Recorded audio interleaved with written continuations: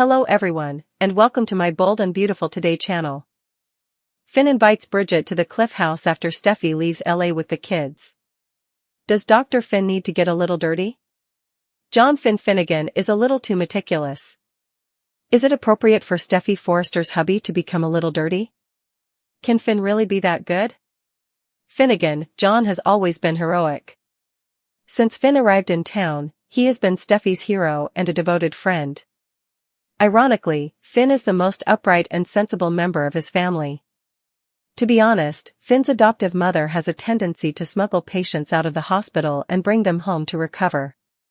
Finn's father is a blatant cheater, and his biological mother was quite insane at one point. Finn recently found out that his adopted aunt and he had a daughter, who is a murderer. She recently made an attempt to dump Steffy in order to date Finn. Although Finn has had the chance to take advantage of Steffy, he will never consider leaving his marriage to have sex with someone else. Ridge Forrester's irony as a father-in-law. When it comes to providing Steffy advice regarding Finn's family, Ridge Forrester, Finn's father-in-law, is hilarious. Because of his biological family, Ridge has made multiple attempts to persuade Steffy to leave Finn. But Ridge consistently switches between two of his ex-wives, demonstrating that Finn is the superior man. Even though Finn doesn't talk to his original family very much, Ridge doesn't allow him any leeway. One has to wonder how Ridge will react now that Finn's mother has truly saved his wife's life. Should Finn stop being like such a gentleman and learn from his father-in-law about women? Steffy Forrester will be leaving town. Finn is not required to cheat. Finn might do something very crazy and risky when Steffy is out of town and discover that Lee Finnegan is planning something. Lee took a leave of absence from the hospital, as fans are aware. Could Finn learn his mother's secret, that she is caring for his daughter at home after faking her death? Maybe Finn will choose to assist his mother in caring for Luna Nozawa while keeping Steffy in the dark about how she survived. While his daughter is recovering, will Finn be able to spend some time with her and get to know her? What if Finn decided to hide his daughter in addition to protecting his mother? What happens if the truth is revealed? Finn presses Grace for answers. Finn makes a startling charge against Grace. After barely escaping a gunshot wound, John Finn Finnegan had been aware for weeks that something strange was happening with Liam Spencer's miraculous brain surgery.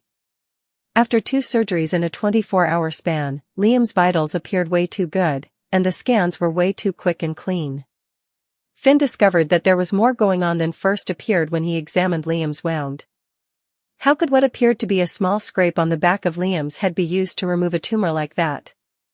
Grace Buckingham has been behaving suspiciously and cagey, while Finn and Bridget Forrester have been attempting to figure out what happened. At last, Finn approaches Grace and makes a startling charge. Is he now aware that Liam's tumor was never actually there? Has that been the situation? Did Grace acquire a cool $1 million by using Liam as a test subject? She has a lot of explaining to do, for sure. Ridge's competition with Brooke. Ridge Forrester acts quickly after learning from Eric Forrester that Nick Marone is prepared to pop the question to Brooke Logan. Even though he is engaged to Taylor Hayes, he cannot let this happen. For months, Eric has been trying to convince Ridge that Brooke is his fate, and this is precisely what he wants. Brooke, on the other hand, has all but given up and enjoys Nick's attention, so she boards his boat and is prepared for romance. She is unaware that Ridge is searching for her by racing through the streets of Naples. When he finally discovers her on the back of Nick's boat, he calls her name, but a terrible event is about to happen. Will Ridge save Brooke, and is she in imminent danger? John Finn Finnegan stands as a gleaming anomaly within the perpetually churning moral quagmire of Los Angeles, specifically within the dramatic vortex surrounding the Forresters, Spencers, and his own deeply complicated biological and adoptive lineage, his unwavering loyalty to Steffy, his steadfast refusal to succumb to temptation despite ample opportunity, and his generally heroic, level-headed demeanor paint him as a veritable saint navigating a den of beautifully coiffed vipers, yet this very pristine quality, this squeaky clean aura, increasingly prompts a compelling narrative question, for the sake of drama, character depth, and perhaps even his own survival within the genre's conventions. Should Steffy Forrester's devoted husband finally get a little dirty? The irony of Finn's inherent nobility is amplified tenfold when contrasted against the turbulent seas of his familial connections. His adoptive mother, Lee Finnegan, operates with a chillingly pragmatic moral flexibility, famously spiriting patients like Sheila Carter away from hospital oversight under the guise of benevolence, blurring ethical lines with alarming ease. His biological mother, Sheila Carter, is the literal embodiment of chaotic evil in the bold and the beautiful universe, a woman whose path is littered with corpses, manipulations, and psychological torment, casting a long, dark shadow Finn constantly strives to escape. His biological father, Jack Finnegan, revealed himself as a man capable of profound betrayal, orchestrating a decades-long deception about Finn's paternity while simultaneously cheating on Lee. And then there's the gut-wrenching revelation of his secret daughter, Hayes' nanny-turned-obsessed stalker Sheila Sharp, whose existence alone is a product of staggering familial deceit and whose actions culminated in attempted murder, specifically targeting Steffy to eliminate the obstacle between her and a delusional fantasy of claiming Finn as her own. Despite this relentless onslaught of familial dysfunction and the inherent darkness it injects into his life, Finn himself remains remarkably untainted, a beacon of unwavering fidelity and ethical conduct. He has faced direct temptations, like the predatory advances of Sheila Sharp herself, yet his commitment to Steffy and the sanctity of their marriage remains absolute, a fortress seemingly impervious to the siege engines of soap opera scandal. This stark contrast, while initially refreshing, now risks rendering him static, a reactive figure defined primarily by his resistance to the chaos rather than an active participant with compelling internal conflicts or morally ambiguous choices of his own making. Adding another layer of delicious irony is the persistent criticism levied by his father-in-law, Ridge Forrester, a man whose own romantic history resembles a particularly treacherous game of musical chairs played with wedding bands. Ridge's repeated attempts to steer Steffy away from Finn, citing the inherent danger of his biological connections, primarily Sheila, ring increasingly hollow when juxtaposed against Ridge's own epic indecisiveness, his serial infidelities, and the profound emotional wreckage left in the wake of his perpetual waffling between Brooke and Taylor. Ridge's refusal to grant Finn the benefit of the doubt, despite Finn's demonstrable efforts to distance himself from Sheila and Lee's more extreme actions, underscores a fundamental hypocrisy. Ridge judges Finn by the sins of his relatives while conveniently ignoring the glaring flaws in his own character and the instability he has directly inflicted upon his family. The recent, undeniable fact that Sheila saved Steffy's life throws Ridge's prejudice into even sharper, more uncomfortable relief, forcing the question of how he will reconcile his deep-seated animosity with this act of genuine, life-preserving heroism from the woman he despises above all others. This dynamic begs a further, more provocative question: should Finn, perhaps, take a page from his father-in-law's admittedly chaotic playbook? Not necessarily in terms of romantic faithlessness, but in embracing a certain calculated ruthlessness or moral flexibility when circumstances demand it. Is Finn's unwavering gentlemanly conduct, while admirable, ultimately a liability in the cutthroat world he inhabits? Could a touch of Ridge's self-serving pragmatism, albeit channeled more ethically, actually make Finn a stronger, more dynamic protector for Steffy and Hayes? The current plot development, Steffy temporarily leaving town with the children, presents a prime, low-risk opportunity to explore Finn's potential descent into grayer territory without resorting to the cliché of infidelity. His inherent goodness wouldn't vanish, it would be tested, strained, perhaps even compromised for what he perceives as a greater good. The most tantalizing possibility lies with his adoptive mother. Lee fans know Lee abruptly took a leave of absence from the hospital under suspicious circumstances. The compelling theory, ripe with dramatic potential, is that Lee faked Sheila Sharp's death after the cliffside confrontation and is now secretly nursing her back to health at home, driven by a complex mix of twisted maternal obligation, guilt, and perhaps a desire to control the narrative and contain the damage. Imagine Finn stumbling upon this explosive secret. The shock of discovering his daughter is alive, coupled with the realization that his usually rigidly ethical mother orchestrated a massive cover-up involving faked death certificates and police deception, would be seismic. This is the crucible where squeaky clean Finn could get irrevocably dirty. Faced with this bombshell, Finn wouldn't necessarily act out of malice or selfish desire, but out of a catastrophic collision of conflicting loyalties and primal instincts. Does he immediately call the police, exposing his mother to serious legal consequences, obstruction of justice, fraud, accessory after the fact, and ensuring his murderous daughter faces justice, but potentially destroying the woman who raised him? Or, in a moment of profound moral crisis, does he make the fateful decision to help Lee? The justification could initially seem noble, even Finn-like. Luna is gravely injured, she needs medical care only he or Lee can provide discreetly, exposing her now might cause more harm. Perhaps he believes he can contain the threat better this way, or maybe, buried deep, is a flicker of paternal curiosity or obligation towards the daughter conceived through horrific deception but who shares his blood. Helping Lee keep Luna hidden becomes an active choice to participate in the lie. He becomes complicit. He must sneak around, fabricate alibis, manage Luna's care and her volatile mental state, all while Steffy is safely away but completely unaware. He would be forced to lie directly to his wife upon her return, weaving a web of deception that fundamentally violates the trust their marriage is built upon. This is the dirt, not infidelity, but betrayal through secrecy and a conscious choice to protect dangerous secrets over transparency with his partner. The dramatic tension wouldn't come from Finn wanting to be bad, but from watching a fundamentally good man make increasingly questionable choices for reasons that feel tragically understandable in the moment. Could he manage this double life? Could he compartmentalize his love for Steffy with the burden of this terrible secret? What fleeting moments of connection, however fraught, might occur between Finn and Luna as he tends to her? Would pity, or a horrifying glimpse of shared traits, begin to erode his hatred? The potential for psychological unraveling is immense. And then, inevitably, the truth would come out. Perhaps Luna escapes, perhaps Lee's guilt manifests suspiciously, perhaps Ridge stumbles upon the truth fueled by his paranoia about Sheila's lingering influence. The fallout would be nuclear. Steffy's betrayal would be profound, not because he slept with someone else, but because he actively hid the continued existence of the woman who tried to kill her, collaborating with the mother-in-law Steffy deeply distrusts. Ridge's worst fears about Finn's family loyalties overriding his commitment to Steffy would seem horrifyingly validated. Finn's reputation as the noble hero would lie in tatters, replaced by the image of a man who chose blood ties and secrecy over his vows.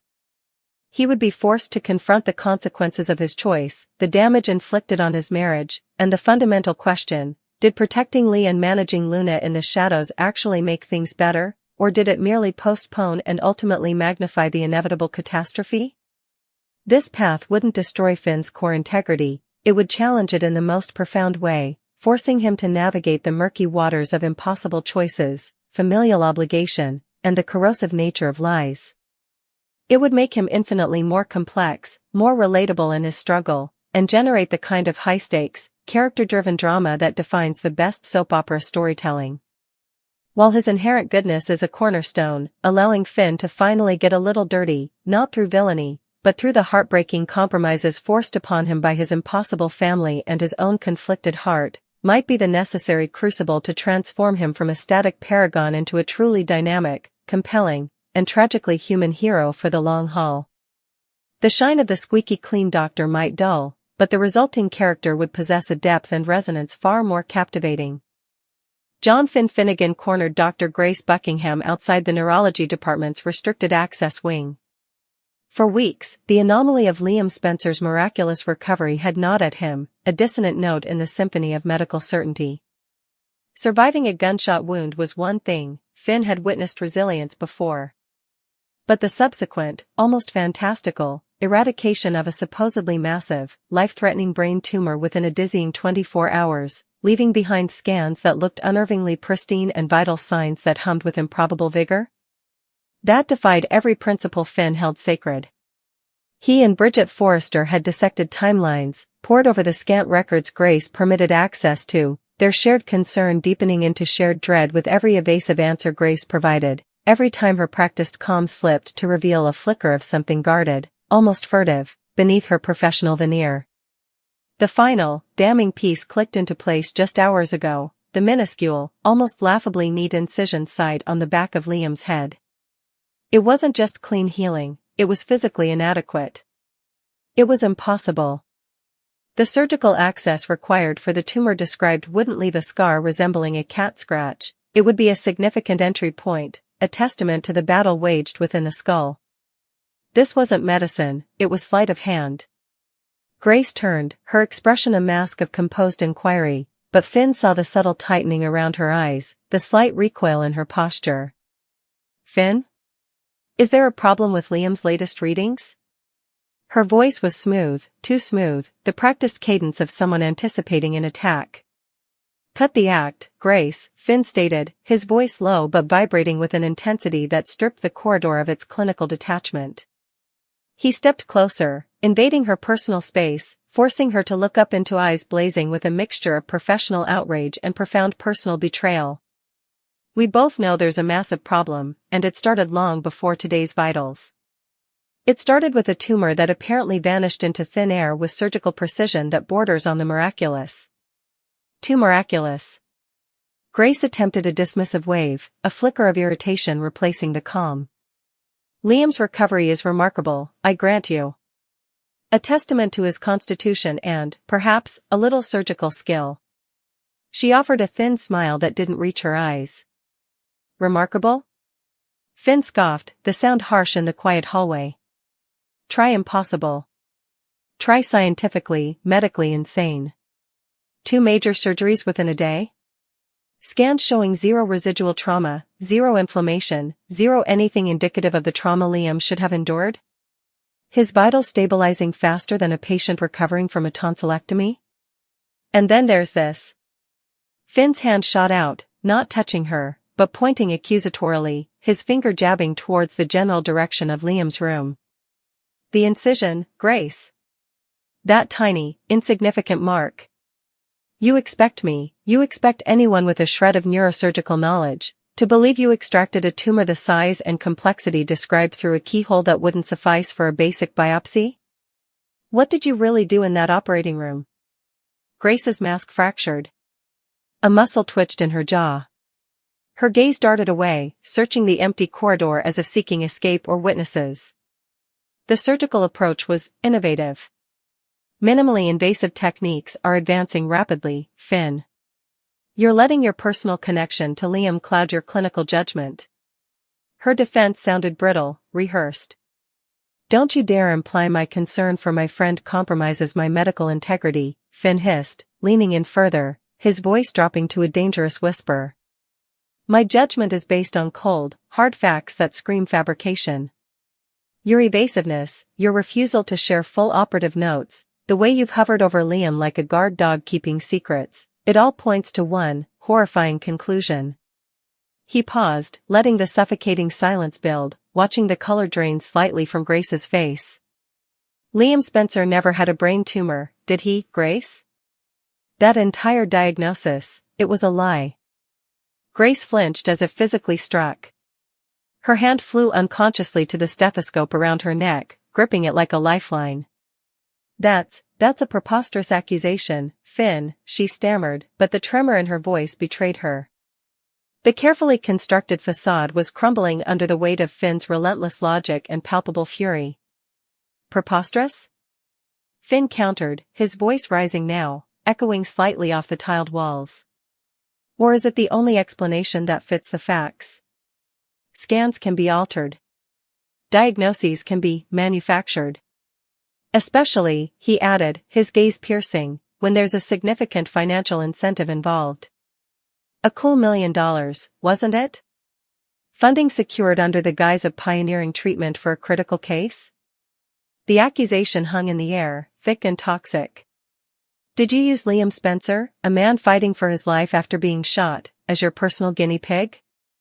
Did you risk his life, manipulate his family, fabricate a horror story in his brain, all to secure a massive payday for your research? Grace opened her mouth, perhaps to deny, to deflect, but no sound emerged. Her eyes, wide with a mixture of panic and something else, guilt. Defiance? Locked onto Finn's. The cagey suspicion Finn and Bridget had observed for weeks had crystallized into undeniable culpability in that moment. The polished neurosurgeon was gone, replaced by a cornered woman realizing her meticulously constructed house of cards was collapsing. The pristine hospital corridor felt suddenly claustrophobic, a stage for a scandal of monumental proportions. Finn didn't need a verbal confession, the raw terror and guilt flashing in Grace Buckingham's eyes were answer enough. The truth was out, and it was uglier than he'd dared imagine. Liam hadn't just survived, he'd been exploited. And Grace Buckingham had a staggering amount of explaining to do, not just to Finn, but to Liam, his family, the hospital board, and potentially, the law. Ridge's reckless run. While the shocking confrontation reverberated through the quiet halls of the Los Angeles hospital, thousands of miles away, under the vibrant Neapolitan sun, another drama was reaching its own fever pitch. Eric Forrester's carefully timed revelation, that Nick Marone was poised to propose to Brooke Logan, had acted like a detonator in Ridge Forrester's soul.